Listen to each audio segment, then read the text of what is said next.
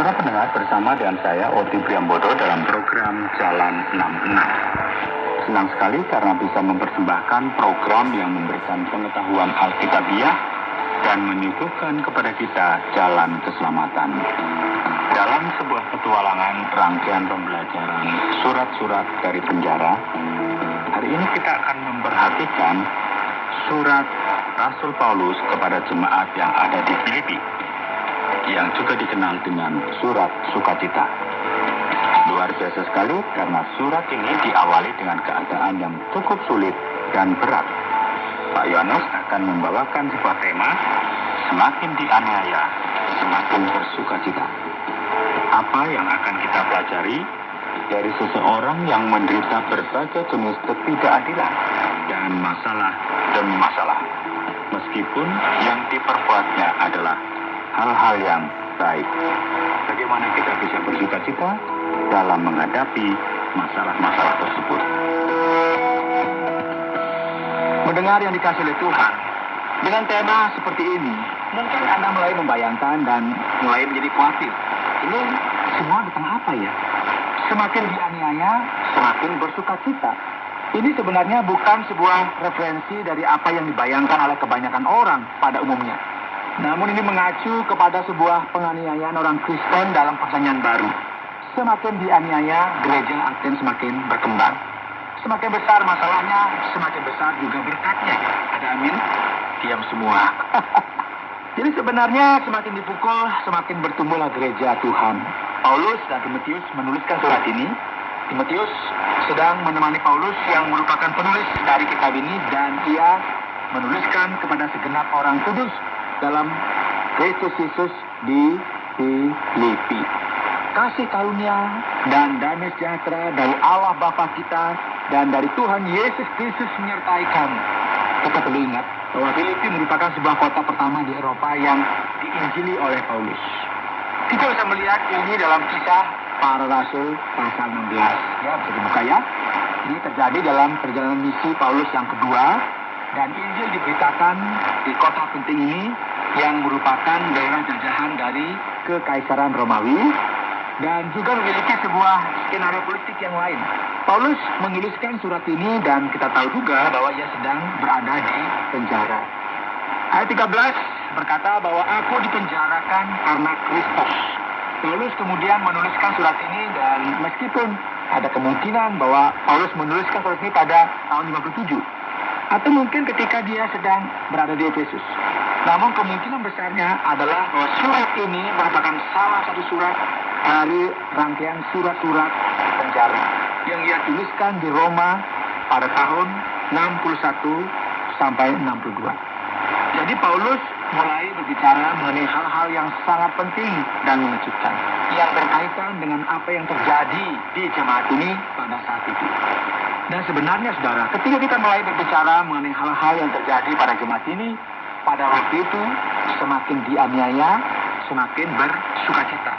Paulus bersyukur kepada Allah setiap kali ia mengingat orang-orang Filipi ini dan berdoa bagi mereka oleh karena persekutuan mereka di dalam Injil dari hari pertama sampai sekarang ini.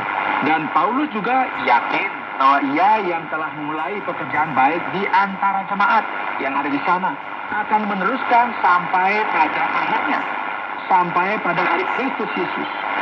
Ayat 7, memang sudahlah sepatutnya aku berpikir demikian akan kamu semua, sebab kamu ada di dalam hatiku, oleh karena kamu semua turut mendapat bagian dalam kasih karunia yang diberikan kepadaku, baik pada waktu aku dipenjarakan.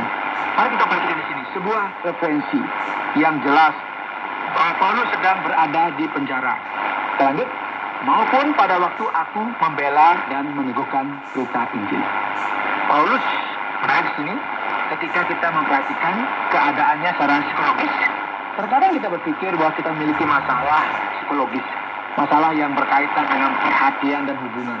Namun Paulus ada di penjara, ia sedang menderita, dibelenggu, dan ditempatkan di balik jeruji besi, dan pada saat yang bersamaan, ia sangat antusias, tetapi juga sangat mengkhawatirkan orang lain dan tidak memperhatikan dirinya sendiri, khawatir mengenai pemberitaan Injil. Karena itu ia berkata, Sebab Allah adalah saksiku betapa aku dengan kasih mesra Kristus Yesus merindukan kamu sekalian. Ini merupakan sesuatu yang luar biasa, saudara. Penderitaan Paulus tidak membuat dia menjadi putus asa atau membuat dia menjadi down. Sebenarnya Injil yang sejati itu seperti ini, saudara. Dan inilah dampak sampingnya kepada setiap orang. Semakin kita dianiaya, semakin kita bersukacita. Tidak ada yang bisa membinasakan Injil atau menghadapi kasih karunia Kristus yang dahsyat dan luar biasa ini. Dan sekarang Paulus berbicara mengenai doa yang ia panjatkan bagi orang-orang di Filipi. Ia ingin supaya kasih orang-orang yang ada di sini semakin bertambah besar. Dan ia juga ingin supaya pengetahuan mereka semakin bertambah-tambah. Supaya mereka menjadi suci dan tak bercacat sampai dengan datangnya hari Tuhan Yesus Kristus. Mari perhatikan ayat 11. Penuh dengan buah kebenaran yang dikerjakan oleh Yesus Kristus untuk memuliakan dan memuji Allah. Ini merupakan sebuah penekanan yang menunjukkan bahwa penganiayaan tidak akan efektif atau berkuasa atas kehidupan kita untuk melemahkan Injil itu sendiri. Tidak, saudara. Paulus lagi menekankan di sini bahwa semakin kita dianiaya, semakin kita bersukacita, semakin penganiayaan bertambah, pemberitaan firman Tuhan pun semakin bertambah luas dan menyebar ke seluruh bangsa. Ayat 12, aku menghendaki saudara-saudara supaya kamu tahu bahwa apa yang terjadi atasku ini justru telah menyebabkan kemajuan Injil, sehingga telah jelas bagi seluruh istana dan semua orang lain. Kemungkinan besar, saudara, ini merupakan referensi dari praetorium, markas tentara Roma, atau tempat kediaman pimpinan Romawi, bahwa aku dipenjarakan karena Kristus. Dan kebanyakan saudara, kalian telah beroleh kepercayaan karena pemenjaraanku untuk bertambah berani berkata-kata tentang firman Allah dengan tidak takut. Dengan kata lain, orang Kristen semakin hari semakin memberitakan Injil. Dan mereka digerakkan atau dimotivasi dari penganiayaan yang terjadi ini. Dan sebenarnya, hari-hari ini di berbagai tempat, Injil Yesus Kristus sangat ditekan dan dilarang. Injil dianiaya, yang mengakibatkan ribuan orang Kristen menderita dan mengalami kesulitan bahkan kematian. Dan sebagaimana yang kita bisa lihat juga dalam berita, dalam berbagai media, kita sebenarnya sedang hidup dalam sebuah masa yang menjunjung tinggi hak asasi manusia, kebebasan dan demokrasi. Namun demikian, saudara, yang dikasih oleh Tuhan, banyak orang Kristen di seluruh dunia sepertinya tidak begitu memperhatikan hal ini. Di manakah kebebasan mereka? Di manakah hak asasi mereka? Di berbagai tempat orang Kristen merupakan minoritas dan diperlakukan dengan sangat kejam. Namun sebagaimana yang bisa kita perhatikan di sini, dalam kitab Filipi ini, semakin dianiaya, semakin bersukacita. Gereja terus bertumbuh dan Injil Yesus Kristus semakin berkumandang di seluruh dunia. Dan mungkin ada orang yang mungkin akan berpikir, kalau sudah menyangkut penganiayaan, saya bisa memahami.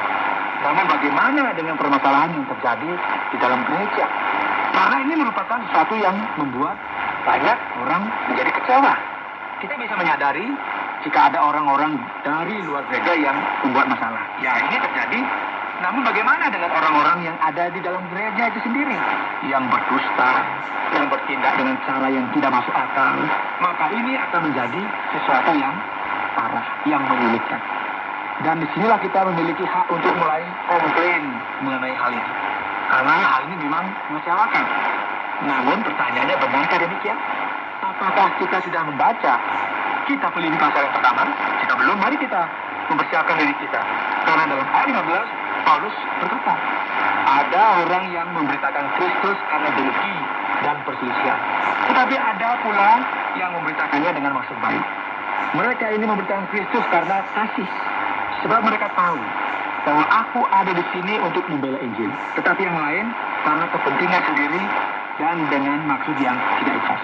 Sangkanya dengan demikian mereka memperberat bebanku dalam penjara. Tetapi tidak mengapa. Sebab bagaimanapun juga Kristus diberitakan, baik dengan maksud palsu maupun dengan jujur. Tentang hal itu aku bersukacita. dan aku akan tetap bersuka cita. Saudara, bukanlah ini merupakan sesuatu yang mengejutkan.